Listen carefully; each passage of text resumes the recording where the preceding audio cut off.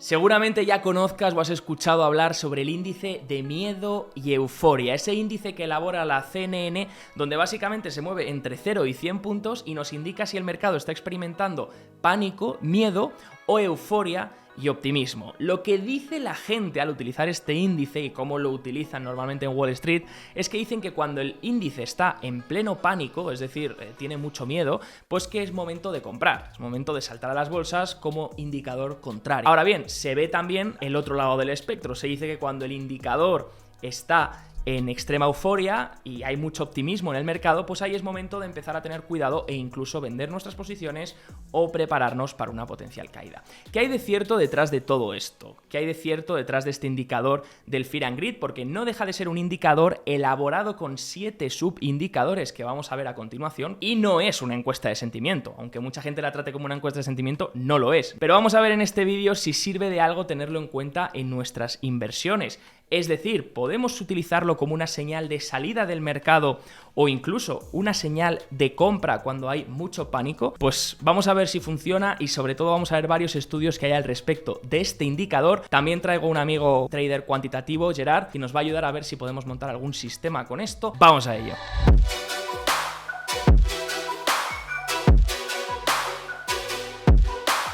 Pues como veis, gente, aquí en pantalla tenemos el indicador, ahora mismo en 25, en la propia página os voy a dejar abajo el link, y básicamente se mueve, como hemos dicho, entre 0 y 100, de extremo miedo cuando está por debajo de 25 a extrema euforia cuando está por encima de 75. En el nivel de 50 es neutral y entre 50 y 25 miedo y 50 y 75 euforia, ¿no? Aquí tenemos el timeline que nos da hasta un año de histórico y nos muestra el nivel en el que estaba el índice en cada momento. Y claro, este índice, ¿cómo se elabora? Hemos dicho que no es una encuesta. Básicamente lo que nos dicen aquí es que tiene 7 indicadores y en base a esos 7 indicadores pues hacen la media del indicador final, que es este. Como veis, el primer indicador que utilizan es el momentum, es decir, la fuerza del mercado, la fuerza de la tendencia, y lo hacen utilizando una media de 125 días. Como veis, nos dicen que no solo tienen en cuenta estar por encima de la media, que ahora mismo lo está, sino que también tienen en cuenta el momentum, es decir, la tendencia de la media. Si la media se está aplanando y está perdiendo momentum, está perdiendo fuerza, este subindicador podría estar en miedo. Otro indicador es un indicador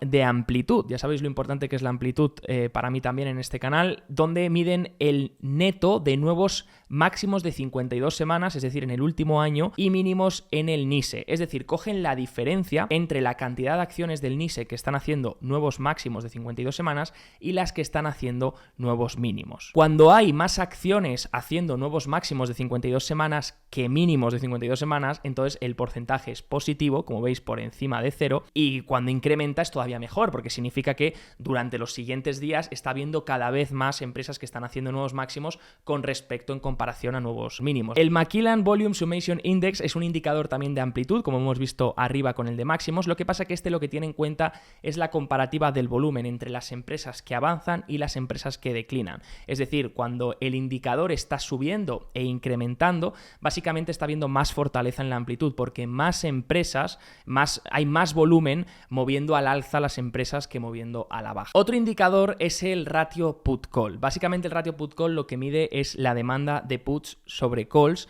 que ya sabéis que son opciones y normalmente pues las opciones put se usan como cobertura, es decir, apuestas a la baja del subyacente cuando estás comprando una opción put, no vendiendo, comprando una opción put. Cuando los inversores compran muchas más puts que calls, el ratio, sobre todo la media de 5 días, tienen aquí en cuenta, va a dispararse porque va a haber más demanda de puts sobre calls y este es el que está arriba y este es el denominador. Es una señal para CNN, para este indicador, de peligro, porque significa que los inversores se están cubriendo, están comprando opciones put para cubrir sus carteras o apostar a posible bajada en el subyacente que cojan con esta opción. Cuando el ratio, en cambio, empieza a bajar, significa que los inversores ya no ven tanto peligro y están empezando a deshacer esas posiciones en put. Por otro lado, utilizan otra medida que es el índice VIX, que ahí hemos hecho muchísimos vídeos en el canal. Os dejo un vídeo completo por aquí arriba donde explicamos el VIX en detalle por si te interesa, pero como sabéis, el VIX mide la volatilidad a 30 días anualizada en el SP500 esperada. Dice CNN que lo que utiliza es la media de 50 días y cuando la volatilidad, la media de 50 está incrementando, entonces estamos en un escenario más volátil y por tanto será un escenario más de miedo más que de euforia. Cuando en cambio la volatilidad está por debajo de su media y está disminuyendo, y de hecho la media poco a poco está tendiendo a la baja, pues entonces estamos en un entorno de alto optimismo. Y cuando el VIX toca zonas estructuralmente bajas, como pueden ser los 11 o 12 puntos,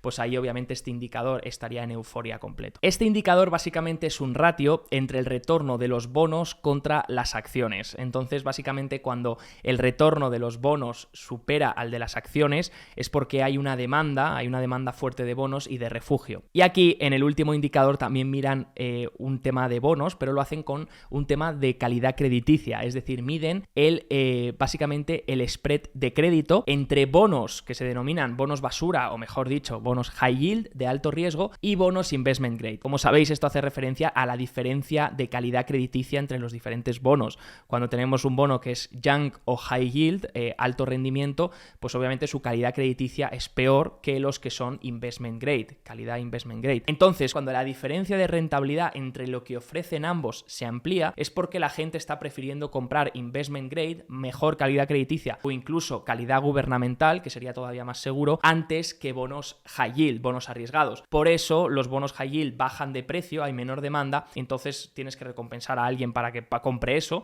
el interés sube y por eso el diferencial entre intereses, entre las dos calidades crediticias, se hace más amplio. Eso nos muestra que hay miedo en el mercado, que la gente está vendiendo activos de más riesgo, de riesgo crediticio, y comprando activos de menor riesgo. Eso hace que el spread se amplíe en el diferencial de intereses que pagan, ¿no? Como vemos, el Fear and Greed Index utiliza estos 7 indicadores para al final componer indicador central que vemos aquí y que es el que tenemos que estudiar para ver si sirve como señales. Lo lógico sería: oye, compro aquí cuando está en miedo extremo, vendo aquí cuando está en extrema euforia. Eso dirían los contrarians, haz lo opuesto a lo que el mercado está pensando.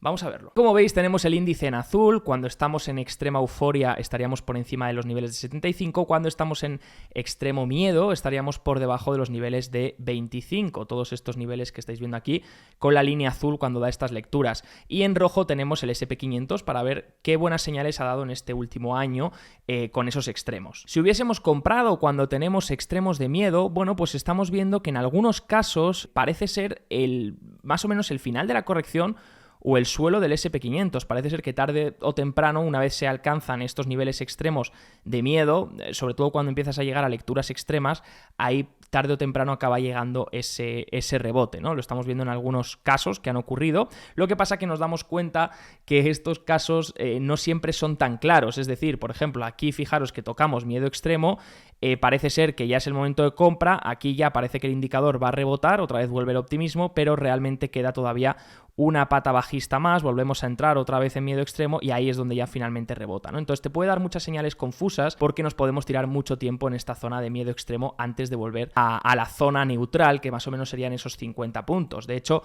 vamos a ver luego lo importante que son estos 50 puntos como señal también. Con otros estudios he visto que se alejan un poco de lo normal que vemos de comprar únicamente cuando estamos en extremos. Por otro lado, en algunos momentos como la caída, por ejemplo, de 2022, esta caída, este mercado bajista que vivimos, fijaros qué de señales falsas nos da el indicador. Es decir, el indicador se pone en miedo extremo prácticamente antes de iniciar la caída. Aquí nos hubiese dado un largo interesante, pero te hubieses comido seguramente la bajada. Luego aquí nos da otra señal de miedo extremo en este momento de 2022. Sí que es verdad que tenemos un rebote las semanas posteriores, pero no es el final de la caída del mercado, ya que luego hay otra pata más bajista. Aquí nos vuelve a dar una señal. Sí que es verdad que tienes un rally interesante para poder aprovechar, pero ni mucho menos marca el final de la corrección. Estamos viendo que cae otra corrección más y vuelve de hecho a dar otra señal errónea, ya que queda una pata bajista más. Entonces, esto lo que nos da, los niveles extremos, lo que podemos concluir es que nos dan niveles de sobreventa. Es decir, posiblemente estemos cerca de que cuando estamos en lecturas extremas, no tanto cuando empezamos a estar por 25, que es cuando empieza el miedo extremo, sino sobre todo cuando empezamos ya a estar cerquita de los niveles de 15, ¿vale? Que como vemos son lecturas ya que no se suelen ver tanto, por lo menos en el último año solo se vieron a finales de 2021 y durante la caída de 2022, ya capitulando el final de la caída casi, pues cuando ya empezamos a estar cerca de esos niveles niveles de 15, de miedo extremo, no tanto 25, sino más bien 15, posiblemente sea el momento de que llegue por lo menos un rebote de sobreventa. Que eso no quiere decir que sea el final de la corrección o el final de un mercado bajista, pero sí que nos va a dejar ver algún que otro rebote. Luego ya tendremos que vigilar que este indicador no vuelva otra vez a caer. Entonces podríamos, en vez de simplemente verlo como una especie de compro en los extremos, compro en los extremos, compro en los extremos y vendo en los extremos, pues verlo más bien con algo incorporando el nivel de 50, es decir, un nivel medio. Por ejemplo, si compro aquí y consigue recuperar 50 es una buena señal. Si en cambio comprase aquí, recupera 50 pero lo vuelve a perder, sería una mala señal. ¿Y qué ocurre si utilizamos el indicador cuando está en extremo optimismo como una señal de venta? Bueno, pues aquí tenemos las del último año y lo que vemos es que sí, genera unas señales de venta cerca de niveles estructuralmente importantes o antes de que se inicie una potencial corrección, pero a veces estas señales llegan demasiado pronto. Es decir, fijaros sobre todo en techos importantes, fijaros cómo esta señal llega muy pronto, mucho antes, te pierdes toda esta subida que queda, pero sí que es verdad que te ahorras la bajada que viene posteriormente. Esto por lo menos ocurrió aquí en más o menos tercer trimestre de 2023 y ocurrió aquí, nos dio aviso de una pequeña corrección que hubo y aquí volvió a ocurrir cuando está en completo optimismo, cuando está por encima de 75 el nivel, pues básicamente nos dio una señal a finales de 2021 sobre lo que luego vino en 2022, la caída grande de 2022. Así que bueno, te perdiste un poco de subida, pero luego si esta señal la utilizaste, te ahorraste toda esta bajada. Por otro lado, en 2024 sí que es verdad que hemos llegado a ver lecturas de extrema euforia y simplemente han sido mini correcciones que han terminado haciendo que nos pudiésemos perder todas estas subidas. Entonces, bueno, pues se puede utilizar como una señal de precaución, pero sin duda no lo utilizaría como un único indicador. Es decir, que esté el mercado en extrema euforia o el indicador esté por encima de 75, no lo usaría como un único indicador de que el mercado va a caer. Tenemos que combinarlo con otra serie de indicadores porque, como vemos,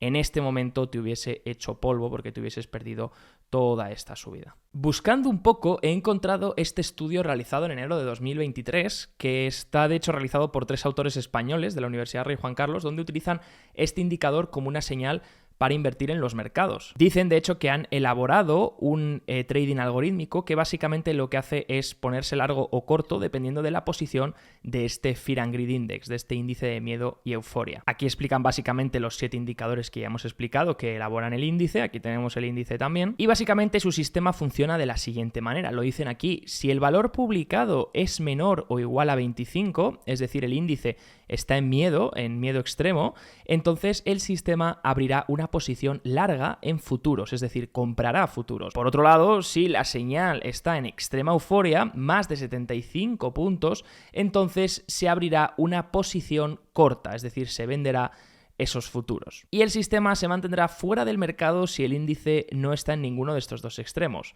Su hipótesis a validar es si este indicador es rentable para hacer trading. El problema viene aquí. Hemos trabajado con una muestra semanal de un año. Esta muestra es súper pequeña y es que yo mismo he intentado encontrar muestras más grandes del indicador de CNN, del indicador de miedo y euforia, y no he encontrado. Básicamente CNN lo que hace es que te da un año de histórico. Entonces, un año de histórico es muy poco para testear estrategias, porque puede ser que se haya dado una condición de que ese año el mercado ha sido alcista o que ese año el mercado ha sido bajista, o simplemente pues que se han dado ciertas ocurrencias que obviamente un año no sería dato suficiente para poder validar esto como un sistema fiable. Al final hay que vigilar con hacerse trampas al solitario, y una de ellas pues es la del tener un sobreajuste brutal, que básicamente es encajar perfectamente una combinación concreta de un indicador con una estrategia, un activo, y que realmente pues eso no va a suceder en el futuro, o por lo menos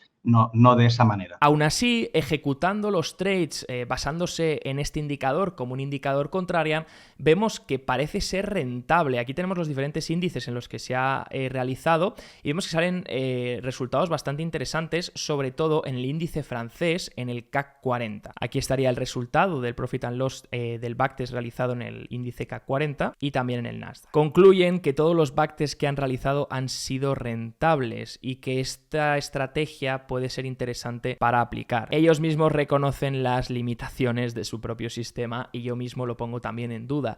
Es decir, un año no es suficiente para validar este sistema. Aquí, en cambio, empezamos a ver cosas bastante interesantes en este backtest. Este le elabora 314 Research y aquí tienen datos del índice desde 2011, ¿vale? Así que ya son bastantes más datos y básicamente nos da dos estrategias interesantes que no tienen nada que ver con lo que hemos visto tradicional o lo que normalmente la gente se piensa. Es decir, hemos visto hasta ahora que lo lógico es vender cuando está en extrema euforia y comprar cuando está en extremo miedo, pero este tiene alguna serie de problemas y es que el mercado se puede tirar en extrema euforia durante mucho tiempo y te puedes perder los mejores rallies, las mejores subidas, y también se puede tirar en extremo miedo durante bastante tiempo e incluso que falte todavía caída. Es decir, veíamos antes que en algunos momentos el indicador daba extremo miedo, parecía que volvía a recuperar y luego realmente quedaba bastante caída todavía por delante, ¿no? Entonces, ¿qué mide 314 Research? Pues mide algo similar de lo que hemos medido con mi amigo Gerard, que enseguida lo vamos a ver,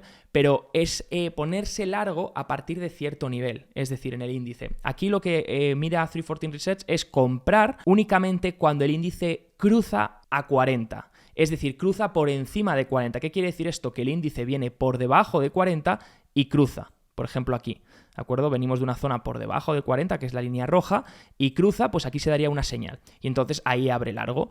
¿Esto qué permite? Pues permite una rentabilidad anualizada de 16,2. Es un poquito menor la de Buy and Hold. Buy and Hold ya sabéis que esto nos comparamos con simplemente mantener el SP500 durante el mismo periodo desde 2011, ¿vale? Como veis, la rentabilidad es un poquito menor que la del Buy and Hold, un 0,5 menor, pero lo que estamos viendo es que el drawdown es menor. Es decir, la caída máxima que experimentamos únicamente poniéndonos largos cuando el indicador viene de por debajo de 40 y cruza por encima es de menos 25%, algo mucho menor del menos 33% de drawdown desde 2011 si simplemente mantenemos el SP500, ¿no? El Sharpe, por supuesto, es mejor para este tipo de estrategia y solo estaríamos un 66,2% del tiempo invertidos. Básicamente lo que he hecho es generar 5 estrategias, cada una de ellas va a estar largo por encima de 50, 51, 52, 53 y 54. Entonces, básicamente a mí la conclusión que saco en activos con una tendencia alcista es que a la hora de corregir, este indicador se sale muy bien,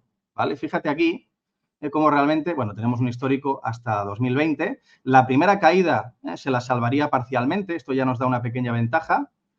Estaríamos largos hasta que aquí estaríamos por debajo de 50, ¿vale? Bueno, tenemos el indicador abajo para poderlo visualizar mejor, ¿eh? O sea, que cuando cayese por debajo de 50 ya no estaría Exacto, largo y te hubiese exacto. protegido de las caídas. O sea, cuando ya empieza el miedo, empieza a pasar de neutral, empieza a ponerse más hacia el lado miedoso, ¿no? Exactamente. Y ahí es Qué bueno. donde creo que el indicador tiene ciertas posibilidades para salirse a tiempo. Y esto ya te digo, lo podríamos probar con distintos rangos, o sea, podríamos ampliarlo de 50 a 60, por ejemplo. Tened en cuenta que cada valor es una estrategia distinta, ¿eh? O sea, en este caso estoy probando 9 estrategias con rango de 50 a 59 y realmente pues sí que parece eso, que se sale a tiempo de correcciones. Sin embargo, lo que has hecho tú antes es muy interesante, ¿eh? Esto es una prueba a toro pasado, ¿vale? O sea, evidentemente estamos sobreajustando, estamos comprobando qué niveles en el pasado han funcionado bien para un determinado activo y yo lo que os comento es que en un diseño real, ¿no?, y profesional de una estrategia, lo que haríamos es, pues básicamente tener un sistema en el cual, por ejemplo, pudiéramos, un posible modelo, una posible estrategia, pudiéramos detectar que un activo a futuro va a tener una cierta tendencia, en este caso alcista, y en este caso, como posible filtro de salida, podríamos ponderar, ¿no?, este indicador junto con otros, ¿vale? Y esto, evidentemente, en un trabajo más profesional lo probaríamos con carteras, lo probaríamos con distintos activos, temporalidades, si se puede, ¿eh? ¿Qué podemos concluir, gente? Bueno, pues que si utilizamos el indicador, sobre todo cuando está en extremos, en extremo miedo, por ejemplo, que es cuando más se suele utilizar, puede ser una buena señal de compra, un buen momento para comprar. Puede ser que tarde o temprano, obviamente, nos esté indicando que hay bastante sobreventa en el mercado y que tarde o temprano va a llegar un rebote. Ahora bien, no pensemos que esto marca el suelo. Es decir, marca el suelo siempre y cuando estemos en una tendencia alcista. Por ejemplo, si estamos en una tendencia muy claramente definida alcista, secular, a largo largo plazo y este indicador toca la zona de miedo extremo, pues seguramente sea un momento en el que la corrección esté cerca de acabar. Pero si estuviésemos en una tendencia bajista, como hemos visto en 2022, un mercado bajista, posiblemente tengamos varias lecturas que toquen la zona de miedo extremo, donde posiblemente posteriormente tengamos algún tipo de rebote, esos rebotes de sobreventa que suelen darse en tendencias bajistas, pero puede ser que tengamos más caída todavía, es decir, que no sea el suelo final de ese mercado bajista. ¿Cómo utilizaría yo entonces las señales de miedo extremo? Bueno, lo primero, no lo haría a partir de la zona de 25, creo que la zona de 25 se dan demasiadas lecturas que a veces pueden ser erróneas y que puede quedar todavía mucha caída, entonces empezaría a utilizar más bien zonas más extremas como son los 15 puntos. Cuando el indicador se sitúa alrededor de 15 puntos, pues sí que puede ser una buena zona para empezar a picotear. Y combinándolo con el estudio que hemos visto tanto de Gerard como de 314 Research, lo que podríamos hacer es que podemos picotear un poco de acciones cuando toca esa zona extrema de 15, porque tarde o temprano puede llegar a un nivel de sobreventa y rebotar o incluso estar cerca de un suelo de mercado, pero empezaría a aportar cuando ese indicador demuestre que sale de la zona de miedo extremo y empieza a recuperar el nivel de los 40 puntos. Por otro lado, como indicador de extremo optimismo, de techos de mercado, ya hemos visto anteriormente que, bueno, puede haber en algunos momentos, sí, avisarte de una caída, pero normalmente se suele adelantar demasiado, ¿vale? Entonces te perderías seguramente los rallies finales, las subidas finales, que suelen ser bastante abruptas y bastante verticales, y hay veces, hemos visto como ocurrió en enero de 2024, que el indicador puede estar en extremo optimismo, extrema euforia, y realmente haber una corrección muy pequeña y que el mercado siga y siga y siga subiendo. Es decir, te puedes llegar a perder rallies muy intensos. Una señal más de peligro, o por lo menos para estar atento, sería si estamos en extrema euforia y se pierde el nivel de 50. Es decir, estamos en extrema euforia, empieza a bajar el indicador otra vez a neutral y se pierde el nivel de 50 y vamos hacia el miedo, ahí sí que puede ser una señal de que podría convertirse en algo más y de peligro, aunque a veces algunos dirán que ya es tarde, obviamente. Entonces, esta señal más bien habría que combinarlas con otra serie de indicadores para que realmente fuese una señal óptima.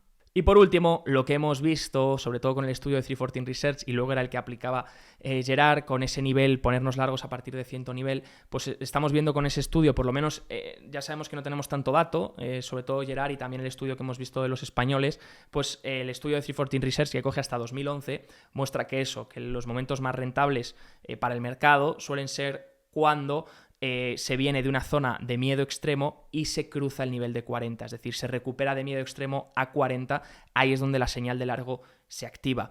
Ahora bien, hemos visto que con rentabilidad no supera al buy and hold, no supera al simplemente mantener el SP500. Lo que sí hace es que obviamente te ahorra ciertas caídas porque solo estás largo, como decía Gerard, te da unas señales de salida porque solamente estás largo cuando vienes de abajo y recuperas el nivel de 40 y si lo vuelve a perder pues te sales, ¿no? Entonces eso hace que genere un menor drawdown, una menor caída que el buy and hold, pero una menor rentabilidad. Así que ya sabéis, espero que hayáis aprendido un poco más sobre este indicador de miedo y euforia y espero que lo utilicéis un poco en vuestras estrategias o por lo menos lo miréis de vez en cuando y ya sepáis más o menos todas estas señales que hemos visto para tenerlas en cuenta. Si te ha gustado el vídeo, por favor no olvides dejar un buen like y si quieres acceder a más contenido como este, te dejo abajo el link a nuestro curso en la descripción. Chao, chao.